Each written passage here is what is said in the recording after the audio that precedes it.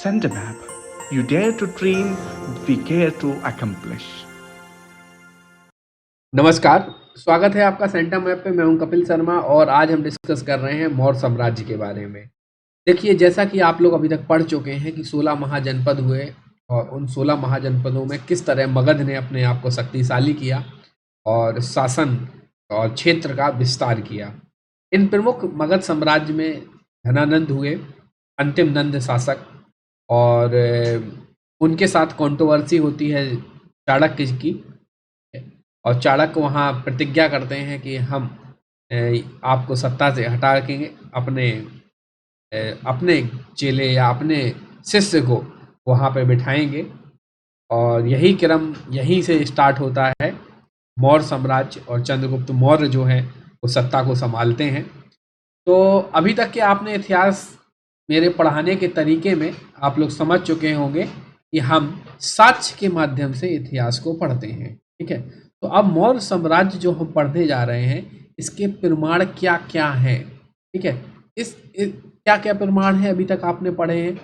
आपने अभी तक के इतिहास में देखा होगा, किसी भी चीज़ को हम पढ़ रहे हैं तो साहित्यिक स्रोत के माध्यम से, पुरातात्विक स्रोत के माध्यम से, ठीक है, इन दोनों स्रोतों के माध्यम से हम अभी तक के इतिहास को समझने का प्रयास कर रहे हैं।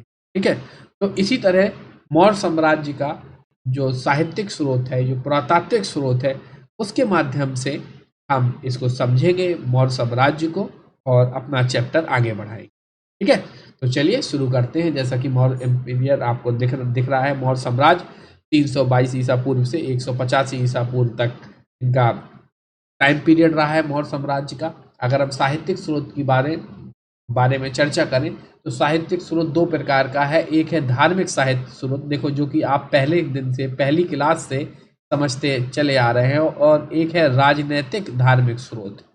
ठीक है, राजनीतिक धार्मिक स्रोत में क्या होगा, जो राजा के द्वारा, राजा के मदद से जो स्कॉलर लोग शासन के अंतर्गत रहते थे, वो लोग जो राज्य के बारे में लिख रहे थे, और एक धार्मिक, जो धर्म से जुड़े हुए व्यक्ति थे, वो लिख रहे थे।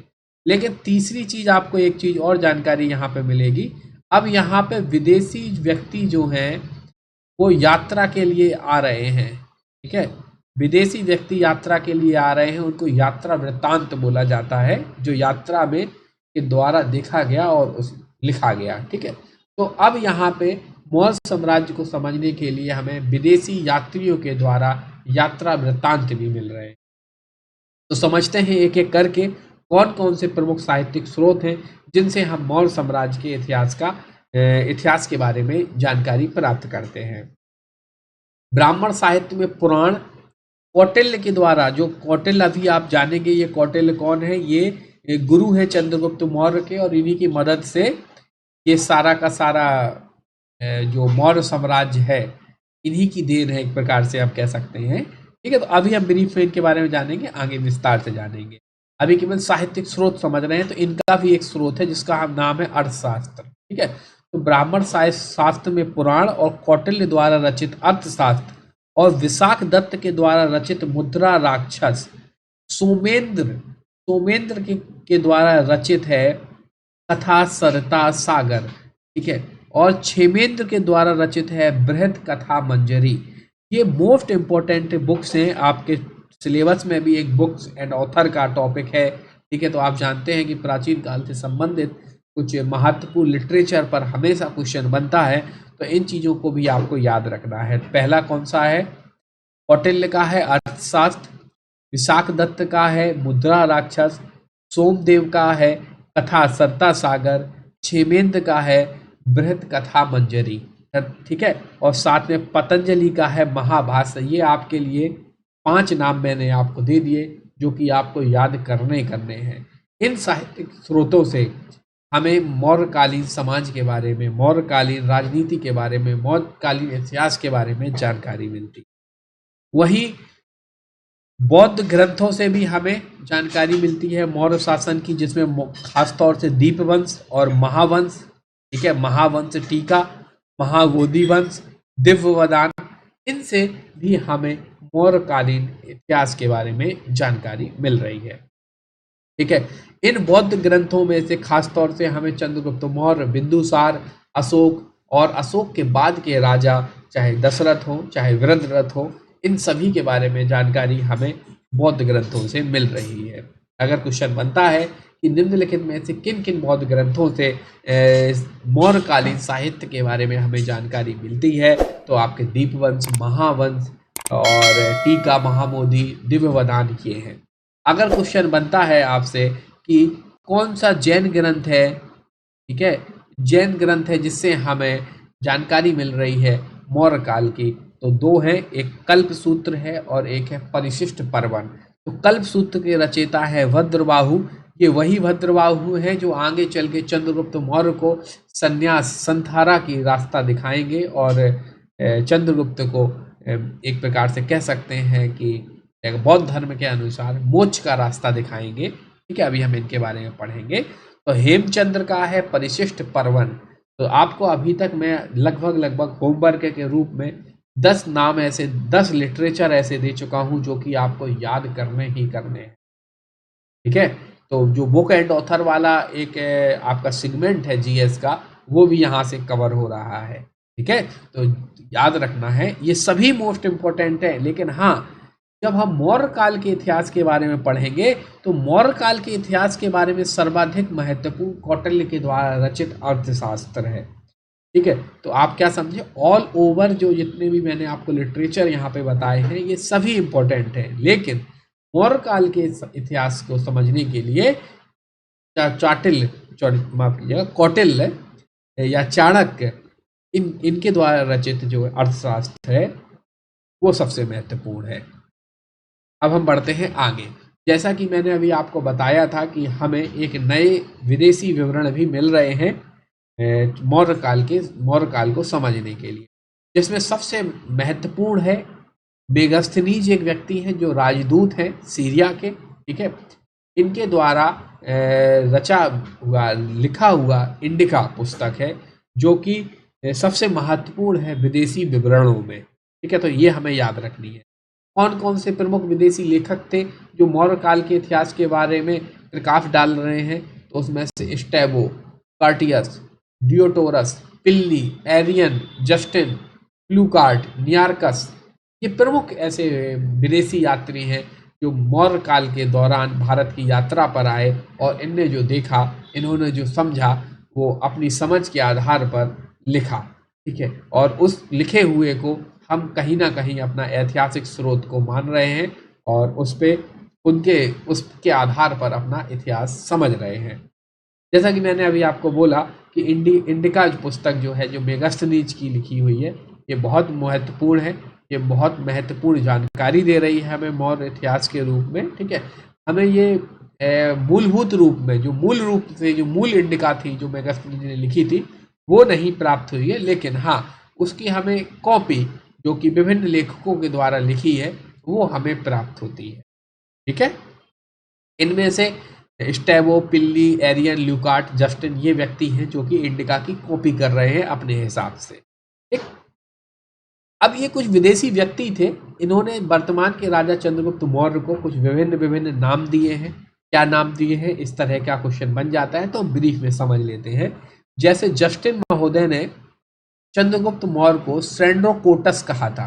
क्या कहा था? सेंड्रोकोटस कहा था जस्टिन ने। ठीक है, वहीं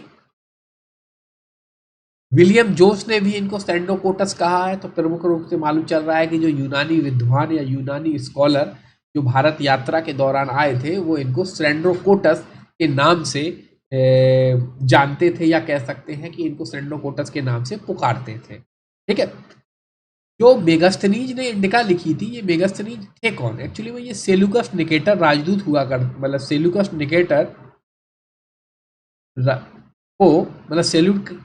निकेटर जो थे वो यूनान के शासक थे। उन्होंने मेगास्थनीज को भेजा था यात्रा के लिए। ठीक है, जो कि इनकी पुस्तक इंडिका पाटलिपुत्र मौर्य, चंद्रगुप्त मौर्य की राजधानी के बारे में विस्तृत जानकारी हमें देती है। इसके बाद हम बात करेंगे पुरातात्विक साक्ष्यों के बारे में कि क्या क्या पुरातात्विक साक्ष्य है मौर्य काल के इतिहास को समझने।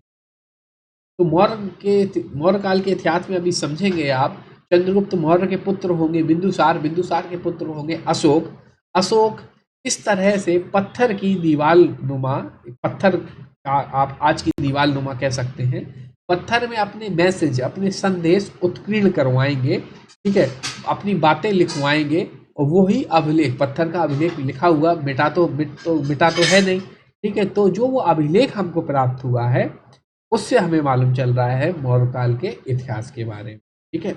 अशोक के 40 से ज़्यादा अभिलेख जो है वो प्राप्त हो चुके हैं, जो कि भारत, पाकिस्तान और अफगानिस्तान के विभिन्न भागों से हमें प्राप्त हुए हैं।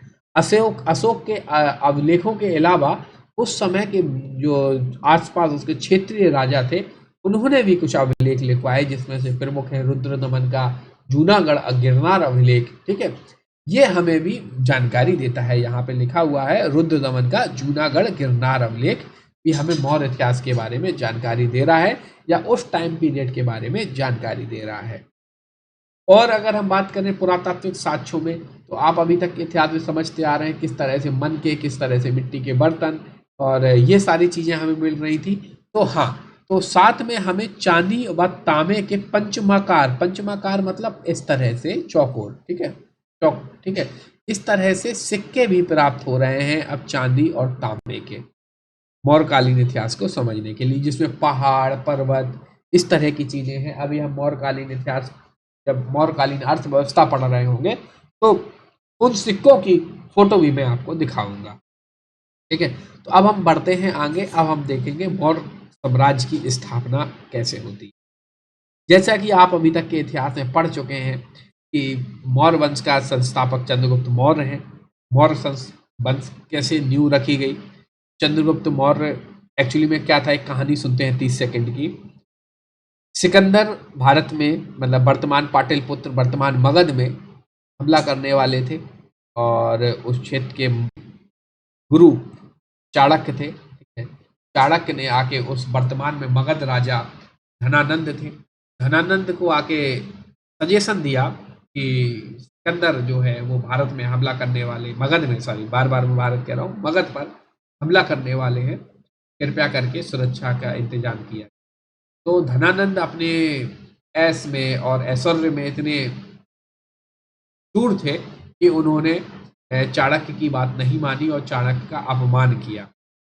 तो उसी समय प्रतिज्ञा करते हैं कौटिल्य, आपके चाणक्य, जो कि कहते हैं कि हम मगध की सत्ता में अपना शिष्य बिठाएंगे, ठीक है। तो युद्ध होता है और एक बहुत सारी परिस्थितियां होती हैं ऐसी, तो फाइनली चंद्रगुप्त मौर्य जो है मगध की सत्ता पर बैठते हैं और मौर्य साम्राज्य की स्थापना करते हैं और पाटलिपुत्र को, वर्तमान में पटना, वहां उसको राजधानी बनाते हैं, ठीक है। चंद्रगुप्त मौर्य से संबंधित कई बातें हैं कि ये शूद्र धर्म मतलब जाति के थे, विभिन्न विभिन्न क्षत्रिय थे, विभिन्न विभिन्न मतभेद हैं, उनको हम समझने का प्रयास करते हैं, ठीक है। और अगर बात करें इनकी माता का नाम, तो इनकी माता का नाम मूर था। क्या नाम था इनकी माता का नाम? इनकी माता का नाम मूर था, जिसका संस्कृत में अर्थ होता है मौर्य, इसीलिए इस वंश का नाम मौर्य रखा गया, ऐसा कुछ विद्वानों का मानना है। कुछ विद्वानों का मानना है कि इनका वर्ण जो था वो शूद्र था, ठीक है, मतलब इसको लेके मतभेद है। तो बौद्ध और जैन जो ग्रंथ हैं वो कहते हैं चंद्रगुप्त मौर्य जो थे वो मौर्य क्षत्रिय थे, ठीक है। और ऐसा क्यों लगता है कि ये मौर्य क्षत्रिय थे? कारण है कि जो चंद्रगुप्त के मौर्य के जो गुरु हैं वो थे चाणक्य, ठीक है। और चाणक्य जो है, जो वर्ण व्यवस्था के बहुत ही प्रबल समर्थक थे, प्रबल पोषक थे, और कहा जाता है जो व्यक्ति इस तरह का गुरु होगा तो वो क्षत्रिय परंपरा को जरूर मानेगा। तो इस तरह से कहा जाता है कि वो मौर्य क्षत्रिय भी हो सकते हैं, ठीक है। तो अब हम बात करते हैं चंद्रगुप्त मौर्य के बारे में, जो मौर्य वंश के संस्थापक हैं। एक्चुअली हम मौर्य वंश के प्रमुख शासकों के बारे में बात कर रहे हैं, तो शुरुआत हम चंद्रगुप्त मौर्य से करेंगे। तो चंद्रगुप्त मौर्य का समय जो था वो 322 ईसा पूर्व से 298 ईसा पूर्व था, ठीक है। चंद्रगुप्त मौर्य चाणक्य की सहायता से अंतिम नंद वंशीय शासक धनानंद को पराजित करते हैं और मगध की गद्दी पे बैठते हैं। आप ये बात जान चुके हैं। इनकी जाति को लेके भी कई विद्वानों में एक मत नहीं है, कुछ कहते हैं कि ये शूद्र थे ठीक है, तो हाँ, कौन कौन सा लिटरेचर क्या कह रहा है थोड़ा सा जान लीजिएगा। कुछ विद्वानों ने ब्राह्मण साहित्य, मुद्रा राक्षस, विष्णु पुराण आदि के आधार पर इनको शूद्र माना। और फाइनली आप पहुंच ही चुके हैं कि क्या कंक्लूजन है। आपके पास तर्क, क्योंकि आपको मैंने कॉन्सेप्ट बिल्ड करा दिया, तो आपके पास तर्क करने की भी शक्ति है इस समय। ठीक है, तो आप बता सकते हैं कैसे क्षत्रिय थे, ब्राह्मण साहित्य और मुद्रा राक्षस विष्णु पुराण शूद्र मान रहा है, लेकिन जो जो दीपवंश, महावंश और आपने भगवती सूत्र ये सब समझे हैं। ठीक है, तो इनके आधार पर क्या है, वो मौर्य क्षत्रिय है। तो चंद्रगुप्त मौर्य की शासन की बात कर लें तो उत्तर पश्चिम में ईरान से लेके उत्तर ये हो गया, पश्चिम ये हो गया, और उत्तर ये हो गया, दक्षिण ये हो गया, पश्चिम ये हो गया और पूर्व ये हो गया, तो ये हो गया उत्तर पश्चिम। ठीक है, भारत का वर्तमान में जो अखंड भारत का मैप है वो ये आज चंद्रगुप्त मौर्य के शासनकाल का ही वो है। ठीक है, चंद्रगुप्त मौर्य का शासन उत्तर पश्चिम में ईरान, फारस से लेकर पूर्व में बंगाल तक था, पूरब में बंगाल तक था, और कश्मीर से लेकर दक्षिण में कर्नाटक के मैसूर तक फैला हुआ था चंद्रगुप्त मौर्य का साम्राज्य। ठीक है, चंद्रगुप्त मौर्य में तत्कालीन यूनानी शासक थे सेल्यूकस निकेटर, आपने अभी पढ़ा, सेल्यूकस निकेटर के राजदूत मेगास्थनीज भारत में रहते हैं चंद्रगुप्त मौर्य के दरबार में, और वहीं ये इंडिका लेकर आएंगे। ठीक है, तो ये वही सेल्यूकस निकेटर है, इनको चंद्रगुप्त मौर्य ने क्या किया था, पराजित किया था, और इनसे कुछ क्षेत्र ले लिया था, जैसे हैरात का क्षेत्र, कंधार का क्षेत्र, ठीक है, बलूचिस्तान आज का, काबुल। उस समय इसका नाम कुछ अलग था, वो हम अभी स्लाइड में देखेंगे। ठीक है, ये क्षेत्र जो है वो चंद्रगुप्त मौर्य ने सेल्यूकस निकेटर, बदले में इनने 500 हाथी उनको गिफ्ट में दिए थे कि हमारी, क्योंकि देखो ये अब सेल्यूकस निकेटर चंद्रगुप्त मौर्य के अंदर आ गए थे। ठीक है, तो इन्होंने कहा कि भाई हमारे क्षेत्र की रक्षा करो 500 हाथियों से। हाँ, सेल्यूकस निकेटस ने अपनी पुत्री हेलेना की भी शादी चंद्रगुप्त मौर्य से कर दी थी। तो ये सारी बातें जो कहानी रूपी हैं आप अपने दिमाग में बिठाते जाइए, और फैक्चुअल हम पीपीटी के माध्यम से ही जान रहे हैं।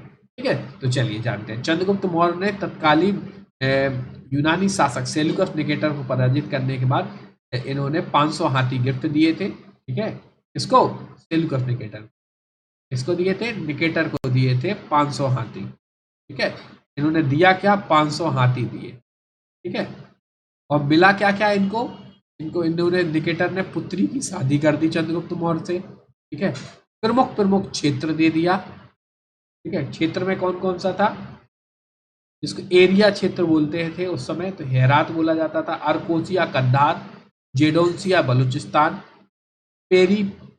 पेरिसदाई ये काबुल का क्षेत्र है। ठीक है, ये दिया, और साथ में अपनी पुत्री का, मोस्ट इंपॉर्टेंट बात है कि हेलेना का शादी चंद्रगुप्त मौर्य से कर दी।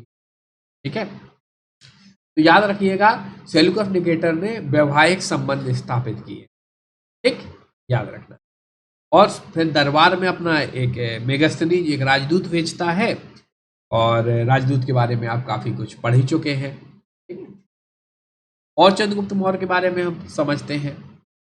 चंद्रगुप्त मौर्य ने भी कुछ अभिलेख लिखाए, जिसके बारे में हमें जानकारी मिल रही है कि चंद्रगुप्त मौर्य जब बंगाल विजय करते हैं, तो इसके बारे में महास्थान अभिलेख में लिखते हैं, जानकारी देते हैं।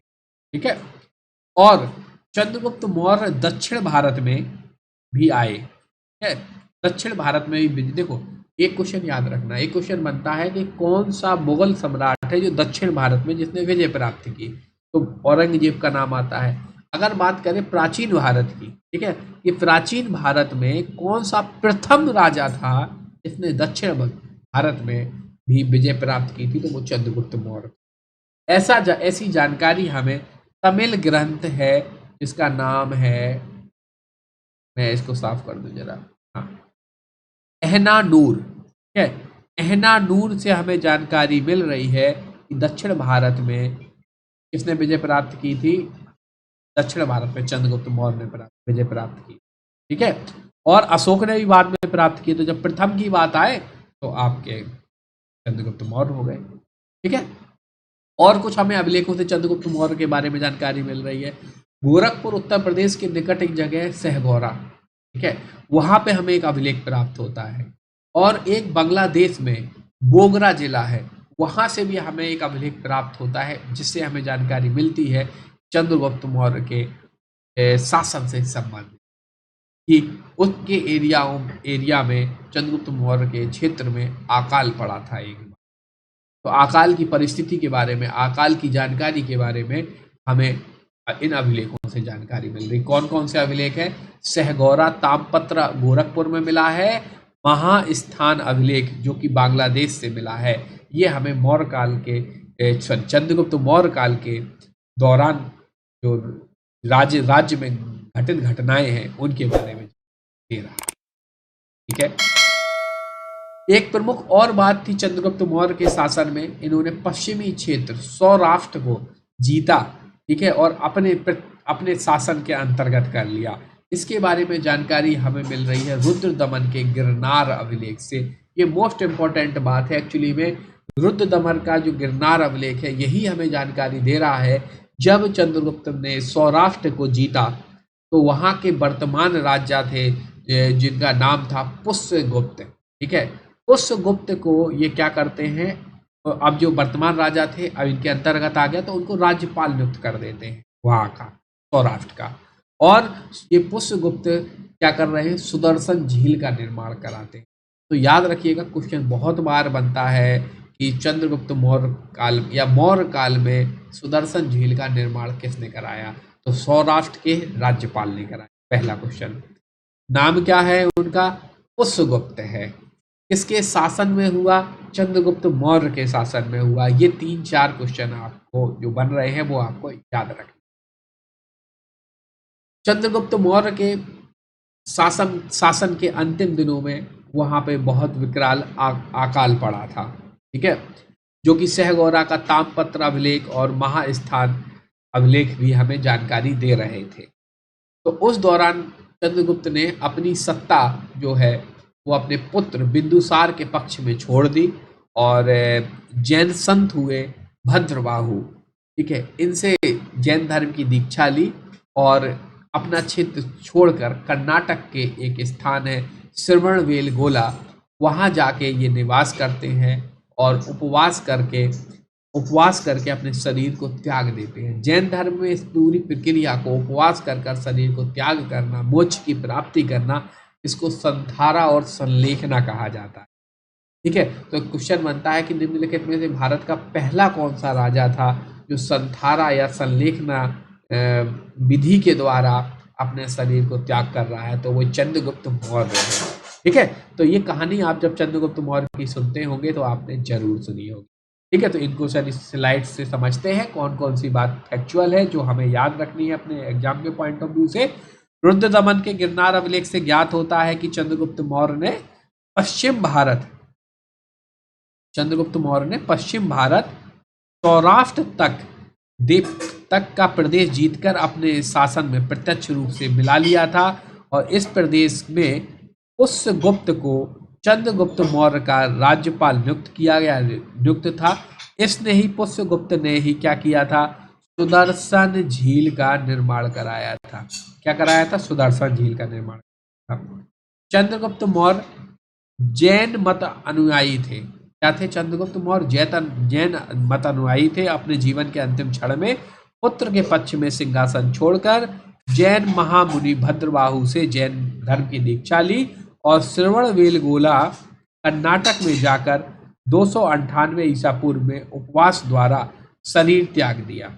इसे जैन धर्म में संलेखना और संधारण। तो आपने समझा कि चंद्रगुप्त मौर्य ने किस तरह सत्ता प्राप्त की, ठीक है, मगध की, और उनका यहाँ पे अंत हो चुका है। ठीक है, तो अब राजा कौन आएंगे? अब राजा आएंगे राजा बिंदुसार। इनके बारे में हम जानकारी लेते हैं। राजा बिंदुसार, इनका नाम, इनके विभिन्न, देखो जैसे जैसे आप राजा महाराजाओं के बारे में पढ़ते जाएंगे आप जानते जाएंगे राजा महाराजा किस तरह से अपने अपने नाम रख रहे हैं, अपने अपने आप को किस तरह से टाइटल दे रहे हैं, राजा महाराजा अधिराजा, इस तरह से। तो बिंदुसार का एक प्रमुख नाम था अमित घात। अमित घात का मतलब होता है शत्रु विनाशक। ठीक है, इनका एक टाइटल था बिंदुसार का। ठीक है, ये शासन कब से कब कर रहे हैं? 298 ईसा पूर्व से 273 ईसा पूर्व कर रहे हैं। इन बिंदुसार के बारे में कुछ खास कहानी नहीं है। ठीक है, हाँ, बिंदुसार के बारे में एक बात यह है कि बिंदुसार के समय पे क्या हुआ, विद्रोह होता है तक्षशिला पे। तक्षशिला में विद्रोह होने पर 2 व्यक्तियों को भेजा जाता है। पहले व्यक्ति होते हैं सुसीम और दूसरे होते हैं अशोक, क्योंकि अशोक के बारे में भी हम पढ़ेंगे। तो अशोक क्या थे उस समय, उज्जैन, जो आज वर्तमान में उज्जैन है, उस समय उज्जैनी बोला जाता था। उज्जैनी के राज्यपाल थे, ठीक है, बिंदुसार के पुत्र हैं, ठीक। और ऐसी कुछ कहानी नहीं है, बस फैक्चुअल बातें हैं, तो हम बिंदुसार के बारे में जल्द से फैक्चुअल बातें समझते हैं, ठीक है। तो सबसे पहली बात कि बिंदुसार को क्या कहा जाता है, बिंदुसार को अमित घात कहा जाता है, जिसका मतलब होता है शत्रु का विनाशक। बिंदुसार को वायु पुराण में भद्रसार और या मद्रसार कहा है, वहीं जैन ग्रंथों में बिंदुसार को सिंहसेन कहा, ठीक है, याद रखना ये बात।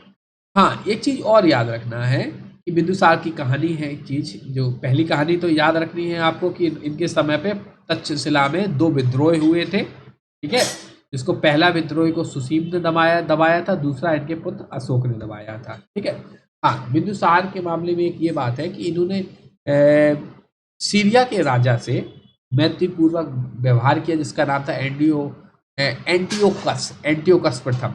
और उन्होंने, बिंदुसार ने वहां से कहा, उन राजा से, एंटियोकस से कहा कि हमें मैत्रीपूर्ण व्यवहार थे, पत्र व्यवहार चलता था इनका, ठीक है, कि भाई हमें 3 चीज़ें चाहिए, सूखी अंजीर, ठीक है, और वहाँ की शराब, और तीसरा सीरिया का दार्शनिक। तो 2 चीज़ें तो दे दी, जो देखो जो फिजिबल थी चीज़ें देने के लिए सीरिया के राजा के द्वारा। तीसरी चीज़ दार्शनिक को देने के लिए मना कर दी थी बिंदुसार को। उन्होंने कहा कि दार्शनिक सीरिया के बेचे नहीं जाते, इस तरह से। लेकिन फाइनली जो है जो सीरिया के राजा हैं एंटियोकस, ये एक दार्शनिक को राजदूत के रूप में भेज देते हैं बिंदुसार के पास पाटलिपुत्र में। ये 2 कहानियां हैं जो कि हमें बिंदुसार को संबंधित हमें याद रखनी है, और जो फैक्चुअल बातें हैं वो उनको हम समझ ही रहे हैं, ठीक है। स्टेवो के अनुसार सीरिया के शासक एंटियोकस डायमेकस नामक एक राजदूत बिंदुसार के दरबार में आया, वही बात मैंने आपको बोली। हाँ, एथीनियस नामक एक अन्य यूनानी लेखक ने बिंदुसार तथा सीरिया के शासक एंटियोकस प्रथम के बीच मैत्रीपूर्ण पत्र व्यवहार का वर्णन किया, जिसमें भारतीय शासक ने 3 चीज़ों की मांग की थी। कौन कौन चीज़ें, वही मैंने आपको बताई कि सूखी अंजीर, अंगूरी मदिरा और एक दार्शनिक। तो सीरियाई सम्राट ने 2 चीज़ें इनको भिजवा दी, परंतु तीसरी चीज़ को मना कर दिया कि यूनानी शासक दार्शनिक की विक्रय नहीं होते। लेकिन मिस्र शासक टॉलेमी द्वितीय फिलाडेल्फस इनको डायनोसिस नामक राजदूत को बिंदुसार के दरबार में भेज देता है। यही सब बातें हैं बिंदुसार से संबंधित। अब बात करें हम दिव्य वदान की। दिव्य वदान से ज्ञात होता है कि उसकी राजभाषा में अजीवक संप्रदाय का एक ज्योतिष पिंगल वत्स निवास करता था। एक अजीवक जैसे आप अभी तक समझ रहे हैं, बौद्ध धर्म, वैदिक काल के वैष्णव धर्म के लोग हो गए, ठीक है, फिर आपने जैन धर्म, बौद्ध धर्म के बारे में अभी समझा। अभी जैन धर्म, बौद्ध धर्म को विस्तार से अभी हम प्राचीन काल में जो धार्मिक इतिहास है उसको पढ़ेंगे, उस दौरान हम विस्तार से जानेंगे, ठीक है। तो मिस्र उसी प्रकार अजीवक संप्रदाय भी था एक, ठीक है, जो दिव्य वदान से हमें ज्ञात होता है उसके बारे में। उस समय पे बिंदुसार के काल में भी चाणक्य प्रधानमंत्री थे। तो जैसा कि आपने देखा था अभी, चंद्रगुप्त मौर्य के वो गद्दी पे बिठा रहे थे कौन, चाणक्य, और साथ में चाणक्य ही प्रधानमंत्री बनते हैं उस समय के, ठीक है। और उसके बाद उनके पुत्र आते हैं बिंदुसार, ठीक है। तो बिंदुसार के शासन में भी प्रधानमंत्री रहते हैं चाणक्य, ठीक है। अब बात आती है अशोक के बारे में। तो अशोक को हम अगले लेसन में देखें, ठीक है। तो थैंक यू, मिलते हैं आपसे। अशोक को हम अगले वीडियो में समझेंगे, अशोक के बारे में विस्तार से।